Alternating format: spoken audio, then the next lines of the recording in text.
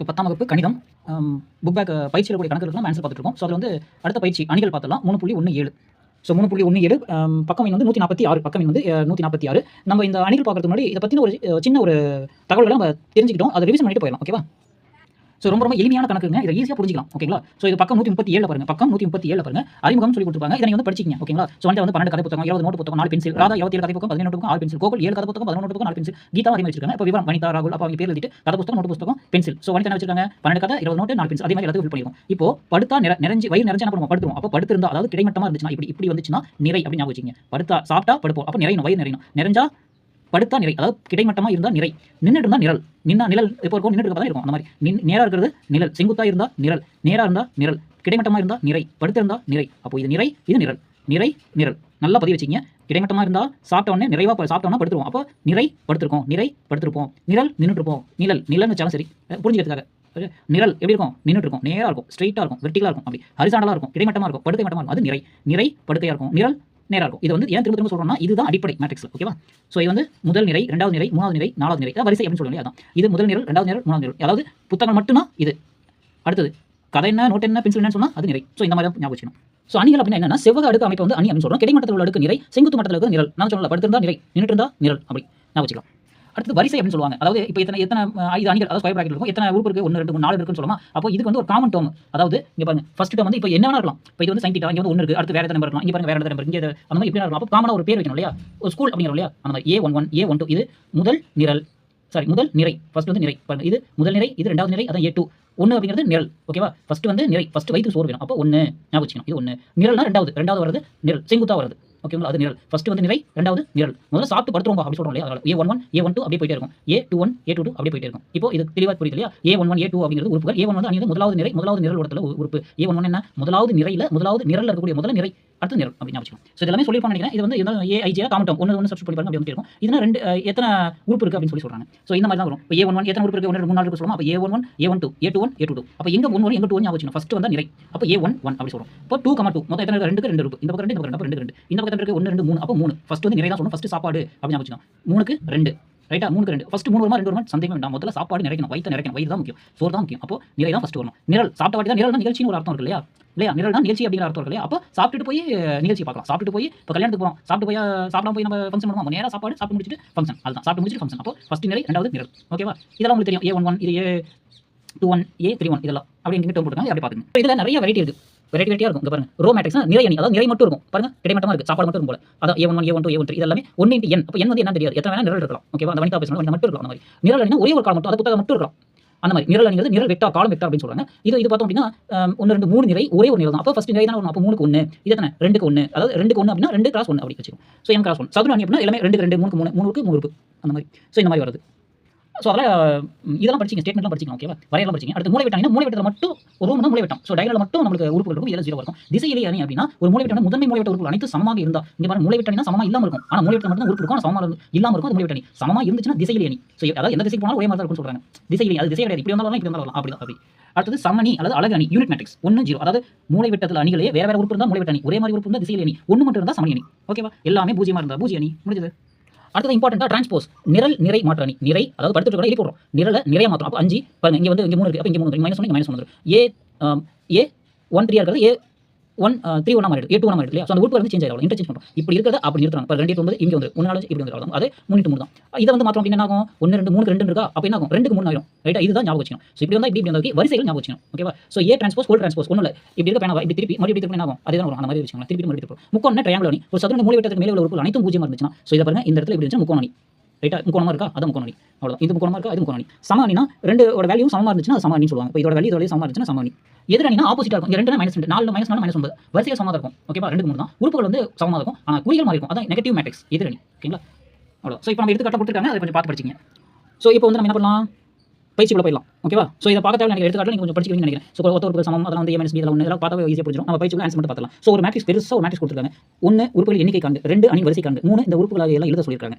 So first அங்கே எடுத்து கொடுத்துருக்காங்க 4க்கு 4 இல்லையா? 14 உறுப்பு இருக்குது, அணி வரிசை 4க்கு 4. அடுத்தது A22 வேல்யூ என்னது? A22 எங்கே இருக்குது? √7. A22 இதனை √7. அடுத்தது A23 √3/2. அடுத்து A24 எத்தனை? 5. A24 5. A43 -1. அடுத்து A44 1.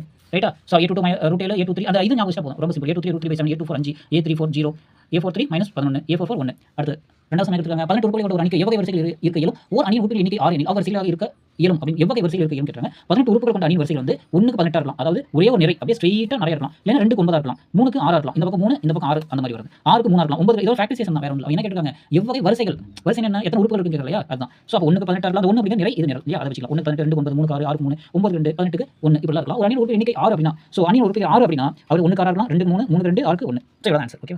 ஸோ மூணாவது வந்து பின்வரும் ஒன்றை கொண்டு 3க்கு 3 அணியை கொண்ட AIJ இனை காண்க அப்படின்னு சொல்லியிருக்காங்க.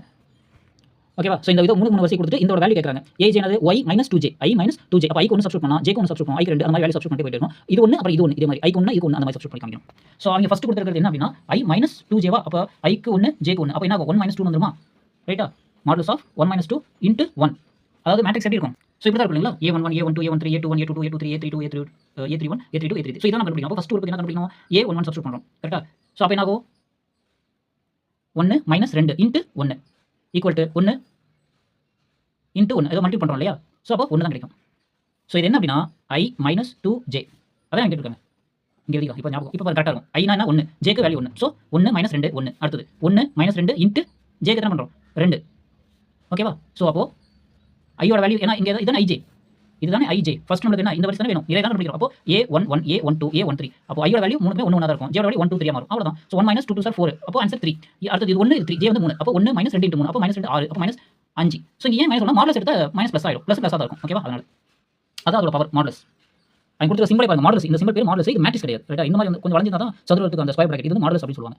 மைனஸ் ப்ளஸ் மாற்றி விட்டுரும். அடுத்து A21 அப்படின்னா என்ன ஆகும்? ஐயோட வேல்யூ 2 ஜேயோட வேல்யூ 1 அப்போ 2 - 2 0. அடுத்தது ஐயோட வேல்யூ 2 ஜேயோட வேல்யூ 2 × 2 அப்போ என்ன ஆகும்? 2 - 4 2 ஐயோட வேல்யூ 2 ஜேயோட வேல்யூ 3 2 6 அப்போ 2 - 4 ஏ அடுத்தது ஐக்கு 3 3 2 - 2 × 1 அப்போ 1 3 × 2 × 2 அப்போ 3 - 4 1 3 - 2 × 3 அப்போ 3 - 4 3 அப்போ மேட்ரிக்ஸ் எழுதலாமா? A11 எடுத்து A11 எத்தனை 1 A12 3 A13 5 அதாவது இந்த லைனை ஃபர்ஸ்ட் கண்டுபிடிக்கணும். ஓகேவா? இந்த லைனை ஃபர்ஸ்ட் கண்டுபிடிக்கணும். அப்புறம் ஒவ்வொன்றா அப்படியே எழுதிட்டு வரும் 0 2 4 1 1 3. ஸோ இங்கே இருக்கிறது அப்படியே எழுதிருக்கேன். அவ்வளோ.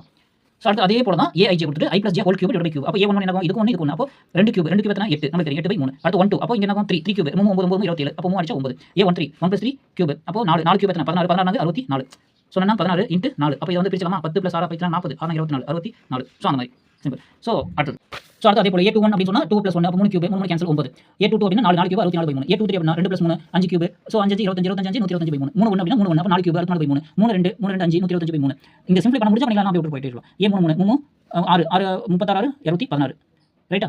ஸோ இது ஈஸி தான் 36 × 6 அப்படின்னா இது 30 + 6 அப்படின்னு பிரிச்சிங்க 3 6 18 180 அப்போ 6 36 6 8 11 இது 1 216. ஸோ அப்படியே A11 A12 அந்த மாதிரி அப்படியே அந்த மேட்ச் பண்ணி எழுதிக்கலாம். A31 A32 A33 அந்த வேல்யூஸ் என்ன இருக்கோ அப்படியே எழுதிக்கலாம். அடுத்தது நாலாவது சம் ஒரு மேட்ரிக்ஸ் கொடுத்துட்டாங்க. ரைட்டா? 5 4 3 1 7 1 சொல்லி A டிரான்ஸ்போஸ் நிரல் மாற்ற கேட்டிருக்காங்க இல்லையா? ஸோ இந்த மேட்ரிக்ஸ் கொடுத்துட்டு நிரல் மாற்ற நிறைய நிரலாக மாற்ற சொல்லியிருக்காங்க. ஓகேவா? நிறைய நிரலாக மாற்ற சொல்லியிருக்காங்க. ஸோ இப்போ என்ன ஆன்சர் இருக்கும்? 5 4 3 அடுத்து 1 -7 9 3 8 2 அவ்வளோ ஆன்சர். ஸோ கிவன் அப்படி கொடுக்கப்பட்டன்னு சொல்லி ஏவோட வேல்யூ ஏவோட மேட்ரிக்ஸ் எழுதிட்டு அதுக்கப்புறம் டிரான்ஸ்போஸ் எழுதி ஆன்சர் மட்டும் கொடுத்துருக்கேன். ஓகேவா? ஸோ அதே மாதிரி தான் அஞ்சாவது சமம் நிரல் மாற்ற கேட்குறாங்க. ஸோ இதோட வரிசை பாருங்க 3 × 3 அப்போ இது என்ன வரும்? 3 × 2 இருக்கா? அப்போ 2 × 3 மாறிடும் இல்லையா? ஸோ இந்த இடத்துல எழுதிக்கேன் ஏவோட வேல்யூ அப்படின்னு சொல்லிட்டு மைனஸ் ஓகே அவங்க வந்து மைனஸ் ஏவோட எடுத்துக்கிட்டாங்க. அப்போ மைனஸ் ஃபர்ஸ்ட் கண்டுபிடிக்கும். அப்போ மைனஸ் பாருங்க உள்ள வந்து மைனஸ் மல்டிபிள் பண்ணுறோம். உள்ள ஒரு உறுப்பையும் மைனஸ் மல்டிபிள் பண்ணிருக்கோம். அடுத்து மைனஸ் ஏவோட டிரான்ஸ்போஸ். ஸோ இப்படி எழுதி வெளியிட்டு வர முடியுது. வரிசை எழுத தேவையில்லை. அவங்க அதை பற்றி கேட்கவே இல்லை. அந்த இடத்துல மைனஸ் இருக்கிறத நான் கவனிச்சிங்க. அடுத்து ஆறாவது சமயம் A transpose whole transpose. First தயவு செஞ்சு ஏவோட மேட்ரிக்ஸ் வந்து எழுதிருங்க. ஓகேவா? 5 2 2 -√17 0.7 ஸோ அந்த மாதிரி 5/2 ஸோ 8 3 1 அதை எழுதிட்டு அதுக்கப்புறம் A டிரான்ஸ்போஸ் என்ன 5 2 2 -√7 0.7 ஸோ அப்படியே நிறைய நிரல மாற்றிடும். அதோட டிரான்ஸ்போஸ் எடுத்தா ஆகும் மறுபடியும் அதை எடுத்து தான் போகும். இப்படி இருக்கிறது இப்படி கொண்டு வந்தோம். மறுபடியும் இப்படி கொண்டு போகிறோம். அவ்வளோ 5 2 2 அப்போ என்ன ஆகும்? தான் கிடைக்க போகுது. அது வந்து ப்ரூவ் பண்ணுறோம். ஓகேவா? ஸோ அந்த இடத்துல A டிரான்ஸ்போஸ் ஹோல் டிரான்ஸ்போஸ் சரிபார்க்கப்பட்டது அப்படின்னு போதும். அடுத்து 7வது சம் கேட்டிருக்காங்க. கீழ்காணும் XYZ மதிப்பு 1 2 3 சம்லையுமே XYZ என்ன அப்படின்னு கேட்டிருக்காங்க. ஸோ தீர்வு வந்து கொடுக்கப்பட்ட அணிகள் வந்து சமம் ஏன்னா சமக்குறி போட்டுருக்காங்க. கவனிச்சிட்டமா? இது சமம் இதுக்கு சமம் இதுக்கு சமம். ஸோ ஒத்த அணிகள் சமம்னா அதோட உறுப்புகள் சமம். ஸோ இதுக்கு சமம் இதுக்கு சமம் இதுக்கு சமம் இது சமம். அப்போ டேரக்டாக எழுதி எழுதிடலாம். ஸோ ஃபர்ஸ்ட் சம் வந்து x = 5 y = 12 z = 3. ரெண்டாவது என்ன x + y = 2 அப்போ x + y = 6 இல்லையா? இந்த உறுப்புக்கு இது சமம் x + y = 6 x y = 8. So நீங்க ஆன்சர் எக்ஸாம்ல வந்து அந்த மேட்ரிக்ஸை பார்த்து பிழை இல்லாம ப்ளஸ்னா ப்ளஸ் மைனஸ் உறுப்பு எல்லாமே பிழை இல்லாம எழுதிட்டு அதுக்கப்புறம் இந்த மாதிரி சால்வ் பண்ணா ரொம்ப ஈஸியா இருக்கும். கொடுக்கப்பட்ட அணி சமம் ஒத்த உறுப்பு சமம் x + y = x y = 8. அப்போ என்ன ஆகும்? நமக்கு ஆல்ரெடி z ஓட வேல்யூ கொடுத்தாங்க. எப்படி கண்டுபிடிச்சோம்? 5z = 5 இல்லையா? ஸோ 5z = 5 தானே. ஸோ அப்போ என்ன பண்றோம்? z equal to இந்த 5 0 அப்போ z value 0. So first equation x plus y equal to 6. x plus y equal to 6 அப்போ y equal to 6 minus x. அப்போ y equal to 6 minus x ரெண்டு பிரதியிடும். x y equal to 8 தானே ரெண்டாவது equation. அப்போ y பதிலா x minus 8. அப்போ 6x minus 8 equal to 8. So 8 இந்த பக்கம் கொண்டு வந்துறோம். x ஸ்கொயர் அரேஞ்ச் பண்றோம். x square minus 6x minus 8 என்னன்னா மைனஸ் மல்டிபிள் பண்ணிட்டோம். அவ்வளவுதான். x ஸ்கொயர் minus வேணாம்ங்கறதால மைனஸ் மல்டிபிள் பண்றோம். இப்போ ஈக்குவேஷன் குவாட்ராட்டிக் ஈக்குவேஷன் இருபடி சொல்றோம். x square minus 6x plus 8 equal 0. பெருக்குனா 8 கூட்டினா minus 6. அப்போ 4 2 8. அப்போ 2 மைனஸ் போட்டா minus 6 கிடைச்சிரும். அப்போ x equal 2 இருக்கலாம், x equal 4 இருக்கலாம். இல்ல x minus 2 equal 0. அப்போ x equal 2 தானே. ஸோ இந்த இடத்துல x minus 2 equal 0. அப்போ x equal 2 அதே மாதிரி x minus 4 equal 0. x equal 4. x equal 2 அப்படினா y வந்து 4. x ஓட வேல்யூ 2 அப்படினா y ஓட வேல்யூ r minus 2 4 கிடைக்கும். x ஓட வேல்யூ 4 இருந்தா y ஓட வேல்யூ 2. x y z இன் மதிப்பு வந்து 4 2 0. அடுத்து மூணாவது ஈக்குவேஷன் என்ன கொடுத்திருக்காங்க? x y z. So x plus y plus z equal 9, x plus y equal 5, y plus z equal to 7. So அப்படியே நான் நேர ஒத்த உறுப்புகள் சமம் அந்த கண்டிப்பா இந்த லைன் எழுதணும், இந்த லைன் எழுதணும். x plus y plus z equal 9 அது எல்லாமே மூணு ஈக்குவேஷன் எழுதியாச்சு. ஸோ ஒன்ல இருந்து நம்ம என்ன கண்டுபிடிக்கலாம் அப்படினா x plus 7 equal to 9 அப்படி எழுதிக்கலாம். ஓகேவா? ஸோ அதாவது sorry x plus z. So அதாவது என்னன்னா ஃபர்ஸ்ட் ஈக்குவேஷன் என்னது? x plus y plus z நமக்கு மூணாவது ஈக்குவேஷன் கொடுத்திருக்காங்க. y plus z equal 7 அதை வந்து இங்க சப்ஸ்டிட்யூட் பண்ணிரோம். அவ்வளவுதான். ஸோ அப்போ இந்த y plus z பதிலாக இந்த மூணாவது ஈக்குவேஷன் இருக்கக்கூடிய அந்த மூணில் இருந்து சப்ஸ்டிட்யூட் பண்ணிரோம். y plus z value substitute பண்றோம். அப்போ x வந்து 1 minus 7 அப்போ x equal to +2. அதே போல x plus y plus z ஒன்றாவது ஈக்குவேஷன். அடுத்து x plus இரண்டாவது ஈக்குவேஷன் என்ன value? x plus 5 z equal 5 அப்போ இங்க சப்ஸ்டிட்யூட் பண்றோம். x plus z அப்போ y plus 5 equal 9, y equal 9 minus 5 equal to 4.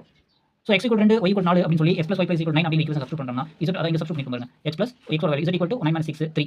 அதே மாதிரி y வந்து z அதாவது x ஓட வேல்யூ 2, y ஓட வேல்யூ 4, z ஓட வேல்யூ 3. ஸோ x y அந்த வேல்யூ வந்து ஃபர்ஸ்ட் ஈக்குவேஷன் சப்ஸ்டிட்யூட் பண்ணி z ஓட வேல்யூ கண்டுபிடிச்சிச்சு. அவ்வளவுதான்.